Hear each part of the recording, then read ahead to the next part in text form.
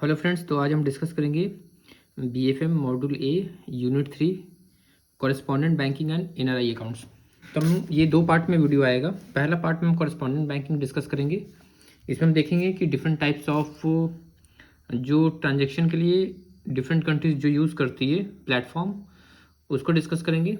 और second part में जो एनआरआई अकाउंट्स है, एनआरआई अकाउंट्स, एनआरओ अकाउंट्स और एफसीएनआर, ये सारे टॉपिक्स को डिस्कस करेंगे। तो स्टार्ट करते हैं कॉरेस्पॉन्डेंट बैंकिंग से। तो क्वेश्चन ये राइज होता है कि कॉरेस्पॉन्डेंट बैंकिंग की जरूरत हमें पड़ी क्यों, कॉरेस्पॉन्डेंट बैंकिंग रिलेटेड किससे है। तो कॉरेस्पॉन्डेंट बैंकिंग को अच्छे से समझने के लिए हमें क्या करना पड़ेगा, 1991 का एरा याद करना पड़ेगा। 1991 का एरा जो था उसमें क्या था, उसके पहले का सिनेरियो, उसके बाद का सिनेरियो काफ़ी ज़्यादा वेरिएशन था, काफ़ी ज़्यादा चेंजेस थे। तो 1990 पहले की अगर हम बात करें तो उसमें आपको क्या देखने को मिलता था कि जो इंटरनेशनल ट्रांजेक्शन है वो बिल्कुल नेग्लिजिबल या ना के बराबर था। But after LPG reforms means liberalisation, privatisation, globalisation, इसमें क्या हुआ कि एक इंडिया दूसरी कंट्री के साथ क्या करने लगी, ट्रेड करने लगी, ट्रांजेक्शन्स करने लगी, मार्केट ओपन हो गया। पहले क्या था, क्लोज मार्केट था, मार्केट ओपन हो गया। और जब मार्केट ओपन हुआ तो ऑब्वियस सी बात है, जब हम इंटरनेशनल ट्रांजेक्शन्स करेंगे तो बहुत सारे उसके हिसाब से जो रिक्वायरमेंट्स हैं वो हमें यूज़ करने पड़े। जैसे फॉरेक्स का कंसेप्ट क्यों आया, क्योंकि हम ट्रांजेक्शन करना स्टार्ट किए। इन द सिमिलर फैशन जो भी इंटरनेशनल ट्रेड एंड फाइनेंस है वो विदाउट कॉरेस्पॉन्डेंट बैंक्स क्या है, काफ़ी डिफ़िकल्ट है as per the today's globalisation. So international trade and finance without correspondent banks cannot be thought of this in era of globalization। आपको पता है यहाँ से लोग फॉरेन बिजनेस करने के लिए जाते हैं, पढ़ाई करने के लिए जाते हैं, या फिर जो गवर्नमेंट ऑफिसर्स होते हैं वो वहाँ पे परमानेंट पोस्टिंग, एक तरीके से देखा इंडिफिनिट पीरियड के लिए पोस्टिंग होती है। सो ये सारे क्या है, जब वो वहाँ रिसाइड कर रहे हैं तो ऑब्वियस सी बात है वो क्या करेंगे, उनकी फैमिलीज हैं वो इंडिया में रिसाइड कर रहे हैं, फंड क्या करेंगे, रिमिट करेंगे इंडिया में। तो अगेन क्या होगा, जो फॉरेक्स का ट्रांजेक्शन है वो सारे देखने को मिलेंगे। तो ये सारे के लिए क्या है, कॉरेस्पॉन्डेंट बैंकिंग की रिक्वायरमेंट आती है। So NRI funds constitute a large corpus for the country's forex resources. और जो इंडिया का फॉरेक्स रिजर्व्स अगर काफ़ी स्ट्रांग है, so the main reason behind this is the NRI funds. NRI क्या होता है ये हम नेक्स्ट टॉपिक में बहुत डिटेल में समझेंगे। एनआरआई का डिफिनीशन क्या होता है, किसको एनआरआई कहते हैं, वो सारे topics. Next, correspondent banking accounts and other services. तो कॉरेस्पॉन्डेंट बैंकिंग क्या है, it is the relationship between two banks. मैंने आपको जो लास्ट चैप्टर था उसमें मैंने बताया था आपको nostro account, vostro account, loro account, और इस चैप्टर में आपको एक और बताऊंगा, मिरर अकाउंट। तो नॉस्ट्रो अकाउंट, नॉस्ट्रो में क्या था, नॉस्ट्रो का मतलब आर्स था, मतलब आवर मनी। वॉस्ट्रो अकाउंट मतलब योर्स, योर मनी।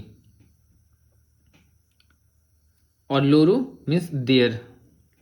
तो आवर्स में हो गया our money with you, yours your money with us, और loro their money with them. तो ये मैंने तीन टाइप का आपको बताया था। अब इसमें हम मिरर के बारे में डिस्कस करेंगे, मिरर अकाउंट क्या होता है।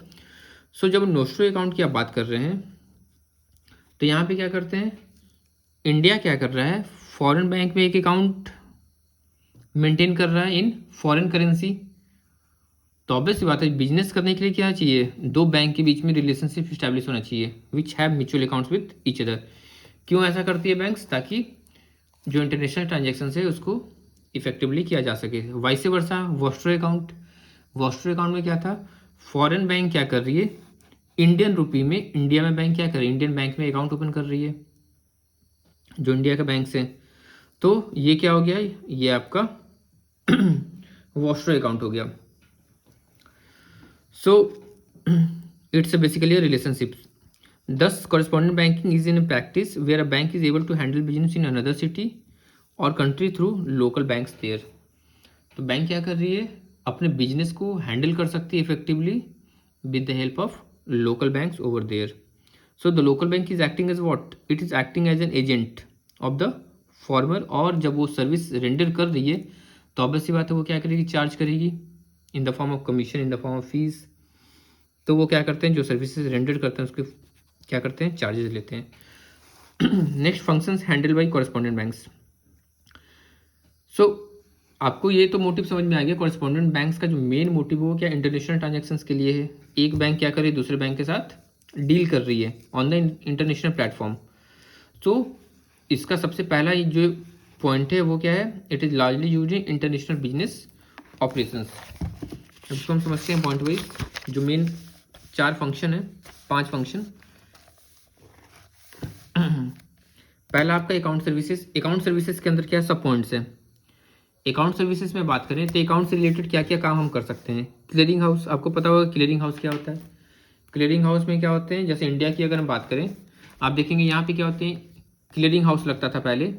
उसमें क्या होता था, एक बैंक जो नोडल बैंक है वहाँ पे क्या होते थे, सारे बैंक्स आते थे, वहाँ पे चेक्स डिपॉजिट करते थे। फिर वहाँ पे जो चेक रिजेक्ट होता था, फिर वो वहाँ पे चेक क्या करते थे, कलेक्ट करते थे। तो उसको हम क्या बोलते थे, क्लियरिंग हाउस बोलते हैं। So clearing house, the correspondent bank offers services relating to handling of outward payments, receipts of inward payment and collections through the account maintain with it. तो ये क्या करती है, ये आपका आउटवर्ड पेमेंट हो गया, इनवर्ड पेमेंट का रिसीट हो गया, तो ये सारी क्या करती है, क्लियरिंग हाउस के थ्रू फंक्शन करती है। नेक्स्ट आपका कलेक्शन। कलेक्शन में क्या करेगी, बिल जो एग्जिम है, एग्जिम मतलब एक्सपोर्ट इम्पोर्ट जो बिल्स है उससे रिलेटेड क्या करेगी, ये डील करेगी।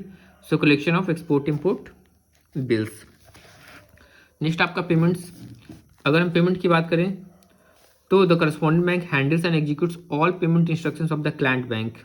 करस्पॉन्डेंट बैंक क्या करती है, जो भी इंस्ट्रक्शंस क्लाइंट बैंक देती है उसको क्या करती है, फॉलो करती है। कैसे करती है, by debiting to the account maintain with it.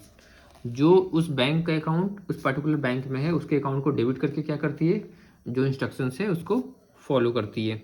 Suppose कीजिए बैंक ने बोला कि आप क्या करो, $100 आप पे कर दो मेरे उस पार्टी को। तो अगर सपोज कीजिए पीएनबी बैंक है, पीएनबी बैंक का सिटी बैंक यूएसए में अकाउंट है, तो यूएसए सिटी बैंक में जो पीएनबी का अकाउंट है, तो वहाँ पे जो अकाउंट मेंटेन, और ऑब्वियस बात है वहाँ पे जो currency in the form of foreign currency या यूएस डॉलर, तो उस अकाउंट को क्या करेगी, वो डेबिट करके ट्रांजैक्शन कर सकती है। Next overdraft and loan facility. The correspondent bank by virtue of having an account of the client bank also grants overdraft for temporary needs. Temporary needs के लिए क्या करते हैं, ओवरड्राफ्ट फैसिलिटी भी प्रोवाइड करती है। और ओवरड्राफ्ट की रिक्वायरमेंट क्यों आती है, कभी भी अगर स्मॉल टर्म में, शॉर्ट टर्म में लिक्विड क्रंच हो जाता है तो हम क्या करते हैं, ओवरड्राफ्ट फैसिलिटी की तरफ अप्रोच करते हैं। Also it can consider granting of loans, loan के फॉर्म में भी क्या कर सकती है, दे सकती है। Next investment services. The correspondent bank offers services related to investment of overnight surplus balances in the account. जो ओवरनाइट बैलेंस है,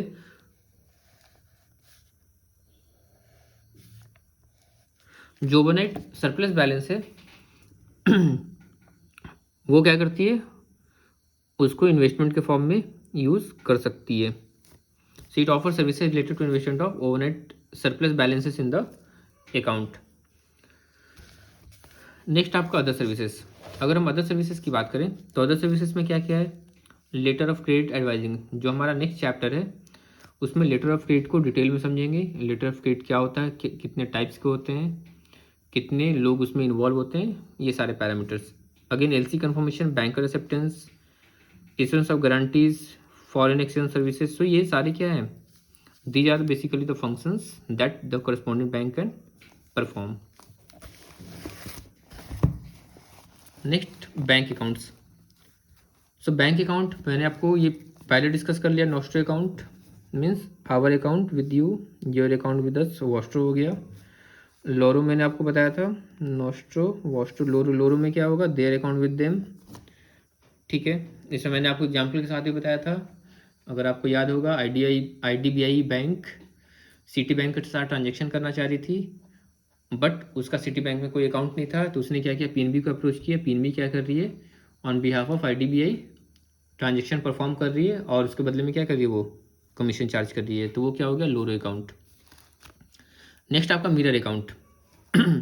मिरर अकाउंट क्या है, मिरर अकाउंट की अगर हम बात करें तो सपोज कीजिए जो ट्रांजेक्शन्स इंटरनेशनल प्लेटफॉर्म पे हो रहे हैं, तो जब इंटरनेशनल प्लेटफॉर्म पे ट्रांजेक्शन्स हो रहे हैं तो ऑब्वियस सी बात है हमें क्या करना पड़ेगा, एंट्री का रिकॉन्सिलिएशन करना पड़ता है।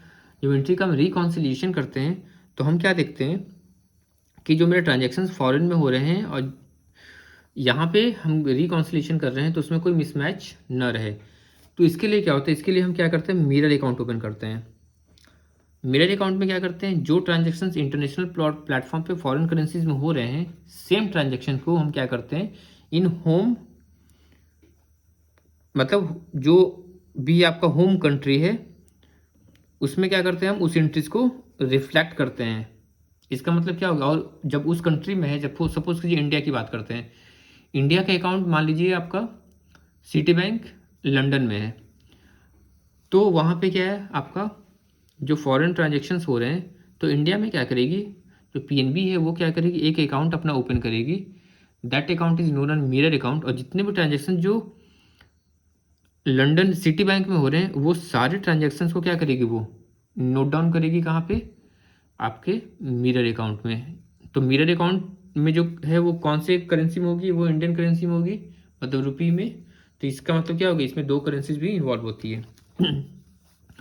So while a bank maintains an escrow account with a foreign bank, mostly in foreign currency, it has to keep an account of the same in its books. This is more or less a reflection or shadow of an escrow account. So the entries in the mirror account are used for reconciliation of entries in the nostro account. तो जो आपका nostro account में जो entries है उसको reconciliation के लिए क्या करती है, यूज़ किया जाता है। So mirror account is maintained in two currencies. पहला क्या होता है, पहला फॉरेन करेंसी और दूसरा मैंने आपको बताया home currency. Next, electronic modes of transmission. तो जो इलेक्ट्रॉनिक मोड है, सपोज कीजिए इंडिया में हम क्या करते हैं, आपको ट्रांजैक्शन करना है, we go for NEFT, RTGS for inter bank transfer. आज के टाइम में आपके पास और भी डिफरेंट मेथड्स इवॉल्व हो गए हैं, बट ब्रॉडली हम बात करें अगर हम बैंकिंग सर्विसेज में, तो हम क्या करते हैं, एनईएफटी और आरटीजीएस को क्या करते हैं, प्रायोरिटाइज करते हैं इन द सिमिलर फैशन। तो ये क्या है, this is a mode of, it is a gateway through which the transaction could be performed.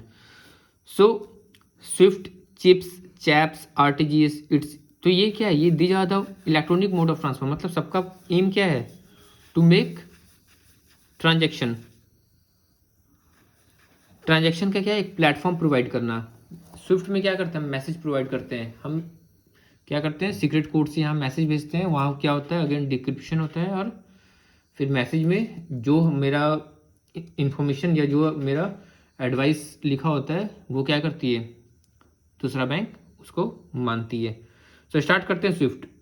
सबसे पहले स्विफ्ट का full form, society for world wide inter bank financial telecommunication.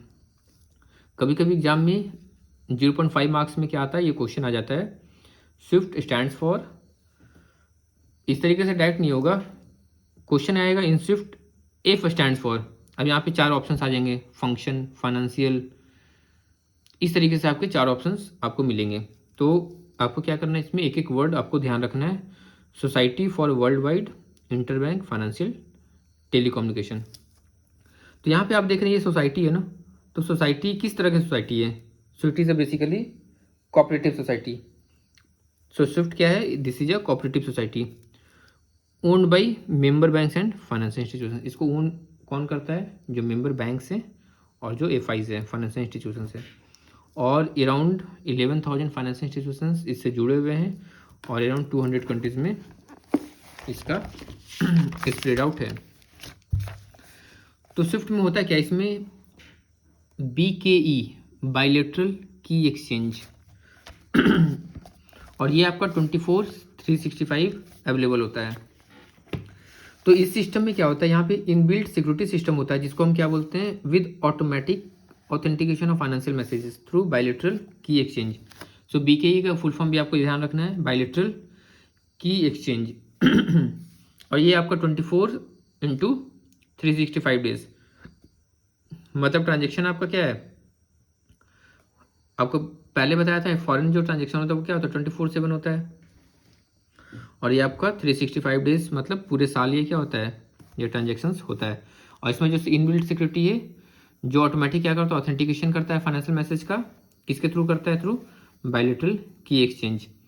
So the system is cost effective with cost of an average message being grossly lower by almost 1/4 of that of the conventional tariff system. So it is driven and defined by its vision, mission and 3 core values. तो Swift का main 3 core values क्या है, excellence, community and innovation.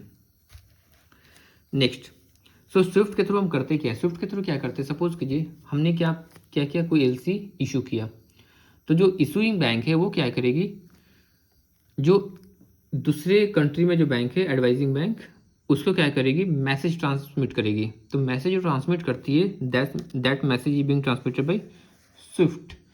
Swift के through क्या करती है, वो message transmit करती है. So SWIFT has since introduce the new system of authentication messages between banks. यहाँ पे क्या करें, बैंक्स आपस में क्या कर रहे हैं, मैसेज के फॉर्म में बात कर रहे हैं, ट्रांजेक्शन कर रहे हैं. Whereby banks are required to have a authentication key exchange between themselves. और बैंक को क्या रिक्वायरमेंट होती है, ऑथेंटिकेशन की.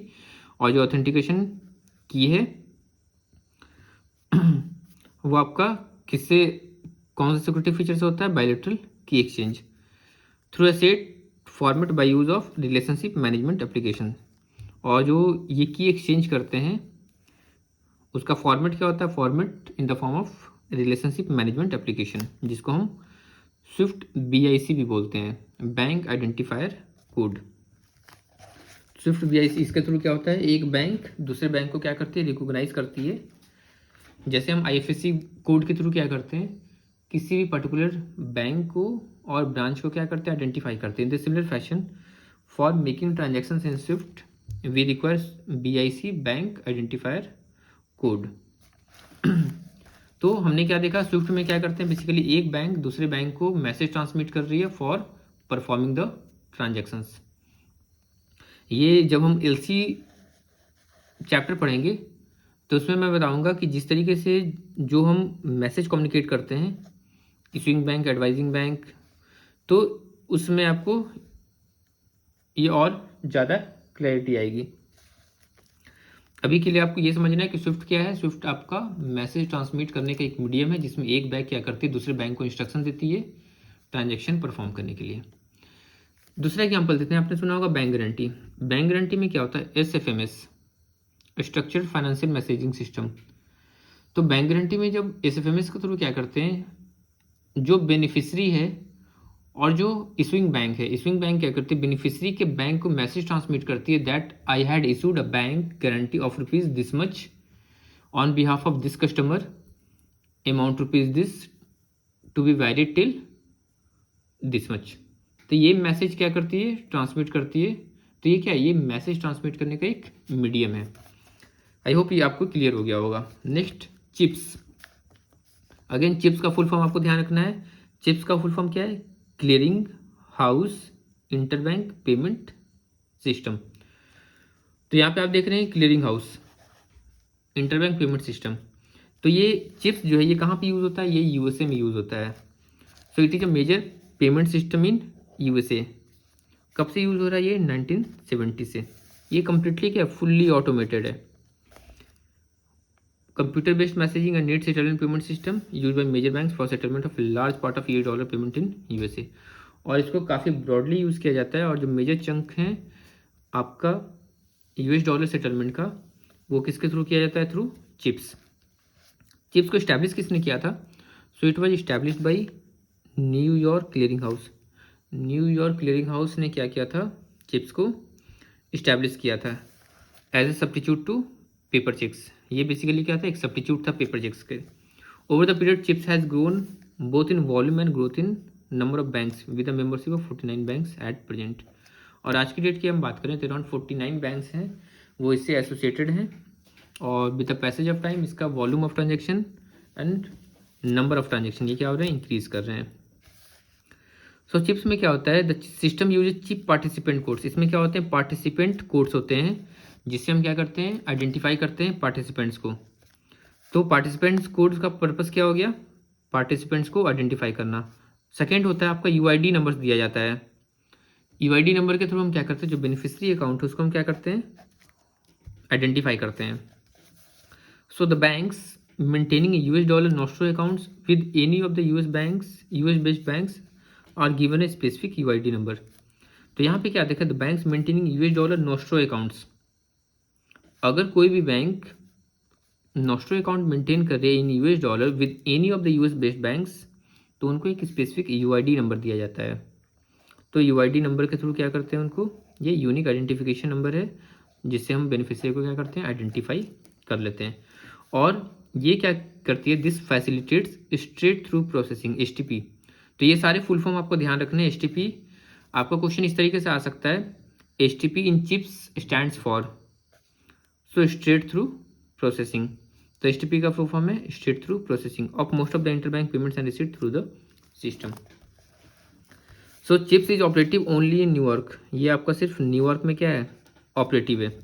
And as such is mainly use for foreign exchange, interbank settlement and euro dollar settlement. और इसका जो main purpose है वो क्या है, फॉरेन एक्सचेंज सेटलमेंट और यूरो डॉलर सेटलमेंट। तो आपको चिप्स में क्या रखना है, 3-4 बातें ध्यान रखनी है। पहला, ये मेजर पेमेंट सिस्टम कहाँ का है, USA का है। कब से इस्टेब्लिश हुआ है, 1970 से वर्क कर रहा है। किसने इस्टेब्लिश किया, न्यूयॉर्क क्लियरिंग हाउस ने किया। कितने मेंबर बैंक्स हैं, अप्रॉक्सीमेटली 49 है। इसमें पार्टिसिपेंट कोड्स का क्या पर्पस है, to identify the participants. UID numbers का क्या पर्पस है, टू आइडेंटिफाई द बेनिफिशियरी। और ये क्या फैसिलिटेट करता है, स्ट्रेट थ्रू प्रोसेसिंग। और मोस्टली कहाँ फंक्शनेबल है, न्यूयॉर्क में है। और मेन फंक्शन क्या है, फॉरेन एक्सचेंज इंटरबैंक सेटलमेंट और यूरो डॉलर सेटलमेंट। नेक्स्ट आपका फेड वायर, नाम ही है Fed, Fed means federal reserve bank. So Fed wire ये अगेन क्या है, ये US, फेडरल रिजर्व कहाँ पे, US में है। So it is another US payment system operated by federal reserve bank. तो फेड वायर कौन यूज़ करता है, फेडरल रिजर्व बैंक। ये क्या है, पेमेंट सिस्टम है जो फेडरल रिजर्व बैंक यूज़ करता है। मतलब जैसे इंडिया का जो सेंट्रल बैंक है वो RBI, in the similar fashion USA का जो सेंट्रल बैंक है वो फेडरल रिजर्व बैंक है। और ये क्या करता है, पेमेंट सिस्टम के लिए फेड वायर यूज़ करता है। So it is operator all over the US states. ये अब चिप्स क्या था, चिप्स आपका सिर्फ न्यूयॉर्क में ऑपरेटिव था। यहाँ पे क्या है, ये ऑल ओवर US स्टेट्स में क्या है, इफेक्टिव है सिंस 1918, 1918 से ये क्या है, वर्क कर रहा है, ऑपरेटेड है। And it handles majority of domestic payments. और इसका मेजर जो काम है वो क्या है, डोमेस्टिक पेमेंट्स को हैंडल करना। सो it is an automated computer based messaging and payment system working on gross settlement basis. इसका थीम क्या है, कैसे ये वर्क करती है, on the basis of gross settlement. जैसे हम RTGS करते हैं, रियल टाइम ग्रॉस सेटलमेंट। तो ग्रॉस सेटलमेंट का मतलब क्या होता है, ग्रॉस सेटलमेंट मतलब आपका क्या हो रहा है कि रियल टाइम में क्या कर रहे हैं, जो पेमेंट है उसको हम क्या कर रहे हैं, सेटल कर रहे हैं। So all US banks maintain accounts with Federal reserve bank and are allotted ABA numbers. अब जितने भी US बैंक्स हैं जो फेडरल बैंक के साथ क्या करती है, अकाउंट मेंटेन करती है, तो उनको क्या अलॉट किया जाता है, ABA नंबर यूज़ की, ABA नंबर्स उनको दिया जाता है जिससे सेंडर और रिसीवर ऑफ पेमेंट को आइडेंटिफाई किया जा सके। So as compare to CHIPS this is large system of with over 9000 party. Obvious बात है, चिप्स क्या था, सिर्फ न्यूयॉर्क में वर्किंग था। फेड वायर क्या है, ऑल ओवर USA में है। तो ऑब्वियस बात है यहाँ पार्टिसिपेंट्स क्या होंगे, यहाँ पार्टिसिपेंट्स ज़्यादा होंगे। सो ये अराउंड कितना है, 9000 पार्टिसिपेंट्स हैं। और ये लार्ज नंबर ऑफ पेमेंट को क्या करता है, हैंडल करता है। नेक्स्ट चैप्स, चैप्स कहाँ का है, चैप्स ब्रिटिश का है। So it is clearing house automated payment systems. ये क्या है, clearing house automated payment system, इसका full form clearing house automated payment system. ये क्या है, जो चिप्स USA का था जस्ट इसका इक्विवेलेंट पार्ट है चैप्स। ये कहाँ का है, ये ब्रिटेन का है। And handling receipts and payments in London, ये कहाँ पे रिसीट पेमेंट हैंडल करता है, लंदन में करता है। अगेन ये क्या, कौन से प्रिंसिपल पे बेस्ड है, जो चिप्स में जिस तरीके से काम करता है उस तरीके से चैप्स में भी। इसमें कितने मेंबर्स हैं, अराउंड 20 मेंबर्स। चिप्स में कितने थे, 49 थे, और चैप्स में 20 है। नेक्स्ट है आपका टारगेट। टारगेट में देखते हैं, trans European automated real time gross settlement express transfer system. तो इसका फुल फॉर्म आप देख रहे हैं, काफ़ी बड़ा है। Target, trans European automated real time gross settlement express transfer system. तो ये आपका टारगेट का फुल फॉर्म है, ये फुल फॉर्म आपको ध्यान रखना है। अगेन 0.5 मार्क्स में क्वेश्चन आ जाता है। जी स्टैंड्स फॉर। सो इट, अब ये टारगेट है, ये कहाँ का है, ये यूरो पेमेंट सिस्टम है। आपने ब्रिटेन का देख लिया, ब्रिटेन का चैप्स, यूएस न्यूयॉर्क जो चैप्स हम क्या करते हैं, चिप्स यूज़ करते हैं, और टारगेट कहाँ यूज़ करते हैं, यूरो में यूज़ करते हैं। तो it is a euro payment system. The present system is target 2। अभी जो हम सिस्टम यूज़ कर रहे हैं वो टारगेट 2 का कर रहे हैं। And the use of target 2 is mandatory for the settlement of any euro operation involving the euro system. Euro zone countries हैं तो उसमें जो ट्रांजेक्शन्स होते हैं वो क्या होते हैं, यूरो में होते हैं। तो वो सारा सेटलमेंट क्या होता है, थ्रू टारगेट होता है। So the euro system consist of European central bank and the national central bank of the 19 European union member states. वहाँ पे क्या होते हैं, यूरोपियन यूनियन है जिसमें बहुत सारे कंट्रीज क्या होते हैं, पार्टिसिपेट करते हैं, बहुत सारे कंट्री मेंबर हैं, और वो क्या करते हैं, आपस में ट्रांजेक्शन्स करते हैं। तो यहाँ पे यूरो सिस्टम में क्या क्या आ जाता है, एक आपका यूरोपियन सेंट्रल बैंक हो जाते हैं, प्लस आपका 19 यूरोपियन मेंबर बैंक्स हो गए।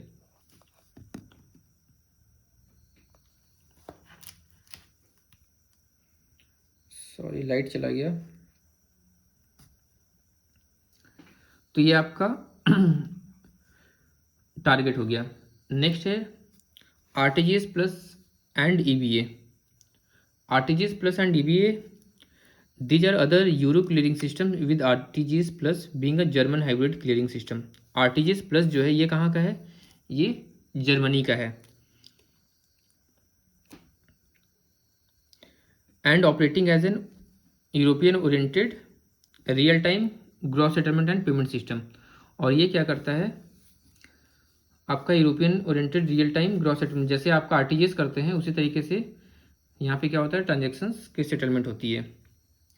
So the EBA Euro 1 with a member of 53 shareholder banks in all EU member countries works as a network system with focus on the cross-border Euro payment. Again ये आपका RTGS plus हो गया। RTGS plus कहाँ का हो गया, Germany का हो गया। EBA यूरो 1 जो है इसमें क्या होते हैं, आपके अराउंड 53 शेयर होल्डर बैंक्स हैं जो यूरोपियन यूनियन मेंबर कंट्रीज हैं, उसमें क्या करती हैं, वर्क करती है। इनका अगेन मेन फोकस क्या होता है, cross border euro payment. For retail payments EBA has another system. Retail payment के लिए ईबीए क्या यूज़ करती है, ईबीए यूज़ करती है स्टेप 1। तो रिटेल पेमेंट के लिए आपका स्टेप 1 यूज़ करती है। Next on daily basis step 1 process on average close to 20,000 transaction for a total value of 1 million euro. और आपका ये जो ट्रांजेक्शन्स है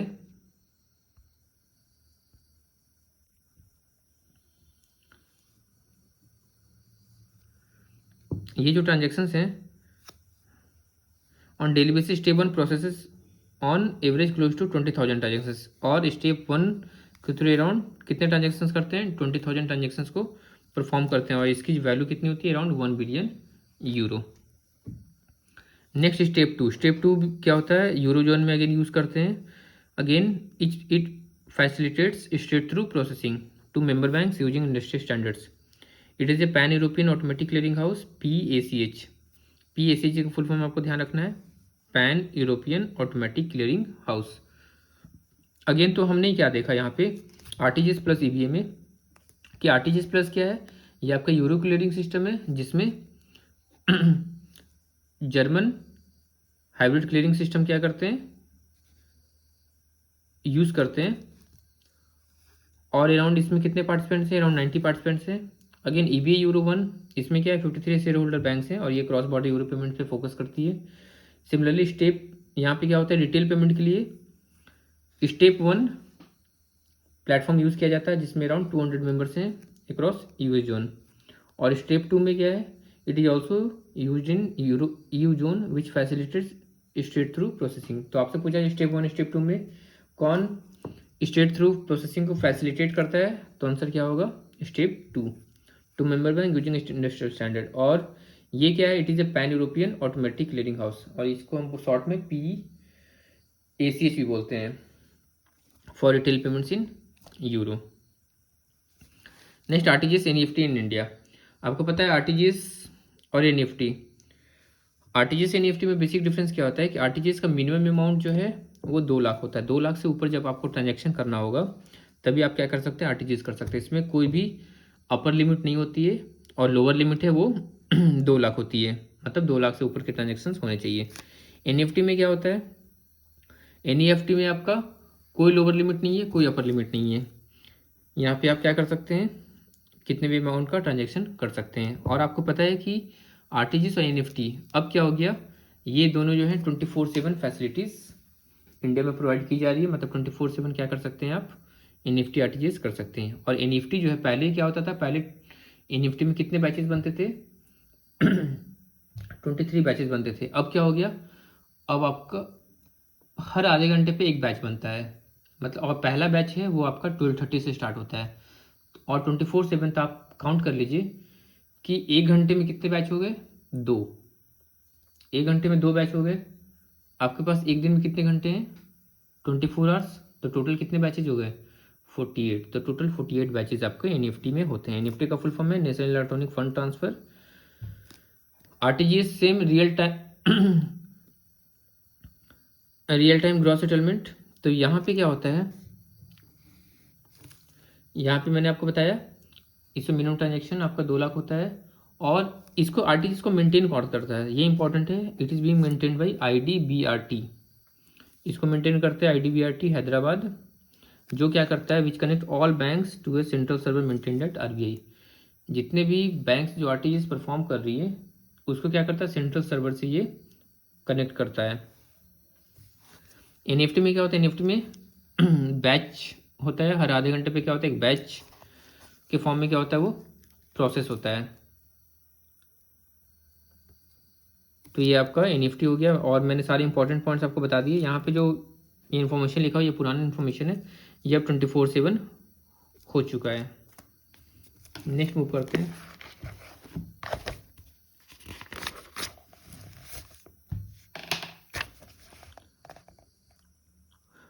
नेक्स्ट बस यही है। तो इस तरीके से ये आपका पार्ट 1 जो है ये कंप्लीट होता है। नेक्स्ट पार्ट 2 में हम डिस्कस करेंगे एनआरआई बैंकिंग से और इसको हम डिटेल में समझेंगे कि एनआरआई बैंकिंग में, एनआरआई बैंकिंग को समझने से पहले आपको एनआरआई समझना पड़ेगा। एनआरआई क्या होता है, एनआरओ अकाउंट क्या होता है, एफसीएनआर क्या होता है, एसएनआरआर क्या होता है, ये सारे टॉपिक्स को हम नेक्स्ट वीडियो में कवर करेंगे।